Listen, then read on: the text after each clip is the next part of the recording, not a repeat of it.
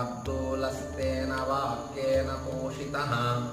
सीतामुवाच तच्छ्रुत्वा वाक्यं वाक्यविशारदः युक्तरूपं त्वया देवी भाषितं शुभदर्शने सदृशं स्त्रीस्वभावस्य साध्वीनां विनयस्य च स्त्रीत्वं न तु समर्थं हि सागरं यतिवर्तितुं मामधिष्ठाय विस्तीर्णं शतयोजनमायतं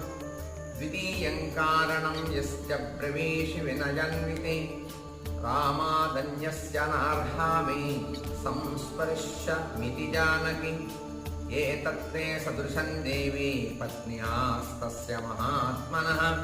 कात्यान्या त्वामृते देवी ब्रूयाद्वचनमीदृशं श्रोष्यते चैव काकुत्सः सर्वं निरवशेषतः चेष्टितम्